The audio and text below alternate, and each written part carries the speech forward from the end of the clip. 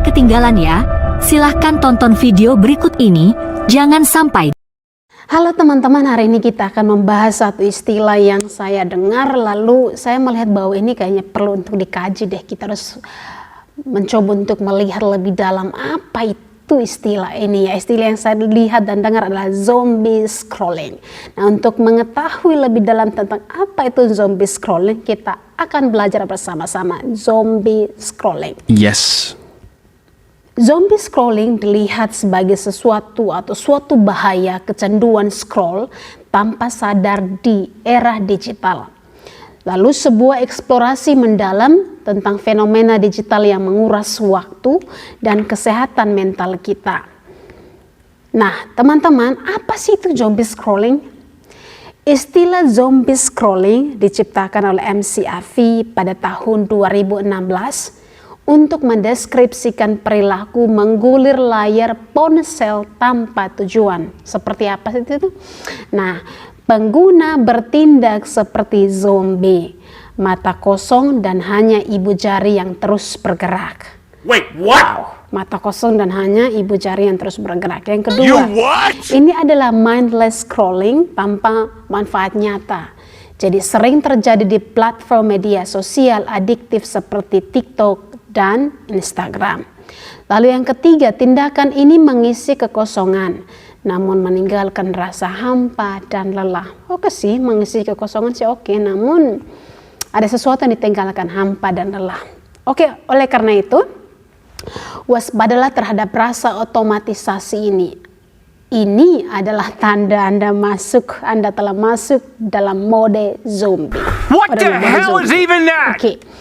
Kalau kita lihat skala dan kebiasaan di Indonesia, orang Indonesia ini termasuk salah satu pengguna ponsel yang paling aktif di dunia. Wow, yang paling aktif di dunia.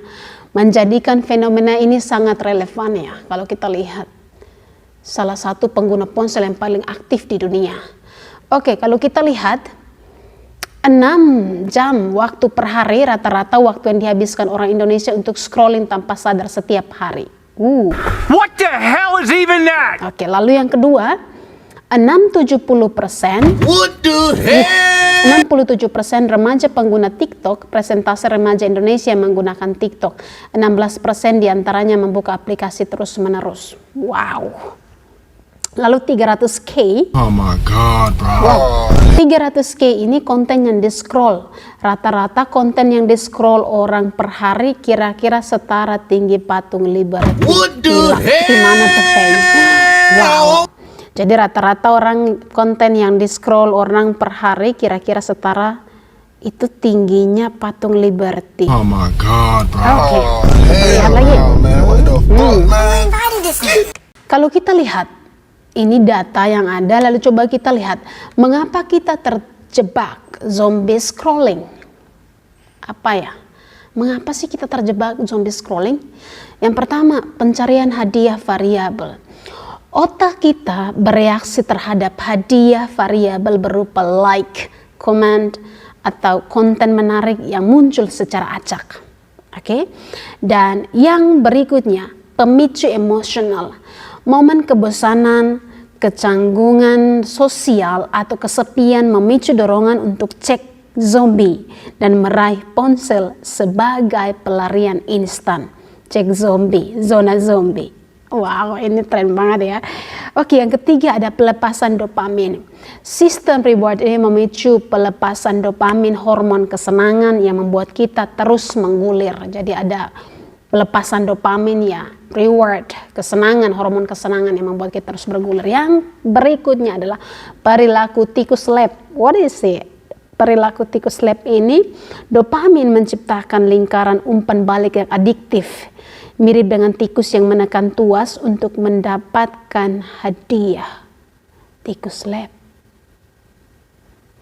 Dopamin menciptakan lingkaran umpan balik yang adiktif, mirip dengan tikus yang menekan tuas untuk mendapatkan hadiah. Wow.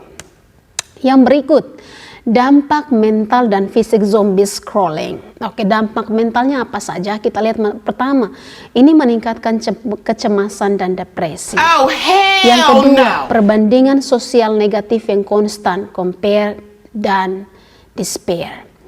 meningkatkan perasaan inferior. Ketiga, kelelahan otak dan kesulitan memelihara fokus atau konsentrasi. Lalu rasa keterasingan emosional. Yang berikut dampak fisik. Gangguan tidur dan insomnia akibat paparan cahaya biru sebelum tidur itu berpengaruh sekali, ya. Lalu stimulasi berlebihan yang mengganggu ritme sirkadian alami tubuh. Lalu mengurangi interaksi sosial nyata dan membatasi pengalaman positif di dunia nyata. Ini dampak fisiknya ya, ada dampak mental dan ada dampak fisiknya ya. Mengurangi pengalaman positif di dunia nyata. Lalu kalau kita lihat studi kasus remaja di Indonesia, doom scrolling dan kesehatan mental. Zombie scrolling seringkali berujung pada doom scrolling, yaitu mengkonsumsi berita negatif secara berlebihan. Wait, what? Doom scrolling, another termination. Wah, istilah baru lagi nih, doom scrolling. Oke, mengkonsumsi berita negatif secara berlebihan. Doom scrolling yang meluas, kita lihat ada 82,3% remaja di kota-kota besar Indonesia, Jakarta, Yogyakarta, Surabaya melakukan doom scrolling minimal 4 kali seminggu. What is it? Wow. Lalu durasi dan korelasi, rata-rata sesi berlangsung selama 45 menit ya, menunjukkan korelasi kuat dengan peningkatan kecemasan dan kegangguan tidur. Berikut pemicu utama FOMO. Wow, kebiasaan ini didorong oleh fear of missing out, FOMO. You what? Wow, fear of missing out. What the hell is even that? Dan kekuatan itu terus terhubung dengan berita sosial dan tren terbaru meskipun merugikan mental. Fear of missing out, FOMO. This is incredible. Okay? Oh, hell no! Lalu, kalau kita lihat algoritma media sosial memperkuat kebiasaan ini. Jadi kita lihat algoritma dirancang untuk membuat Anda tetap tinggal. Pengumpulan data, jadi setiap interaksi pengguna dicatat dan dianalisis. Ya. Lalu kustomisasi konten, algoritma menyajikan konten yang memancing emosi tinggi, bisa negatif atau menarik untuk memperpanjang sesi ya. Lalu siklus umpan balik, AI belajar dari perilaku scroll Anda, semakin pintar menyajikan konten yang sulit untuk dihentikan, kadang termasuk informasi palsu atau halusinasi ya. Jadi pengguna terjebak dalam perangkap personalisasi yang memaksimalkan waktu layar, bukan kebahagiaan atau produktivitas. Wait, what? Jesus. Lalu bagaimana cara mengatasi zombie scrolling? Untuk mendapatkan kembali kendali, kita perlu tindakan yang disengaja dan konsisten. Yang pertama, Yes. batasi waktu layar. Tentukan batas waktu harian untuk media sosial, misalkan maksimal 30 menit. Gunakan fitur kontrol waktu yang ada di ponsel Anda. Lalu kedua, matikan notifikasi yang tidak perlu. Nonaktifkan semua notifikasi kecuali yang paling penting, telepon atau pesan darurat, untuk mengurangi pemicu cek zombie. Yang ketiga, ganti aktivitas. Ketika merasa bosan, alihkan perhatian dengan membaca buku fisik, olahraga, melakukan hobi atau interaksi sosial langsung ya. Yang keempat, latih mindfulness. Sebelum membuka aplikasi, tanyakan pada diri sendiri, apakah scroll ini penting ya? Yes. Apa tujuan saya membuka ponsel sekarang? Oke. Lalu yang kelima, hapus aplikasi pemicu, hapus atau sembunyikan aplikasi yang paling memicu kebiasaan scroll berlebihan dari layar utama ponsel Anda. Oke. Lalu kita lihat dampak positif jika berhasil mengendalikan adalah kesehatan mental membaik, penurunan signifikan pada tingkat kecemasan dan gejala depresi, yaitu ada hubungan sosial nyata, membangun ikatan sosial yang lebih erat dan bermakna melalui interaksi tatap muka.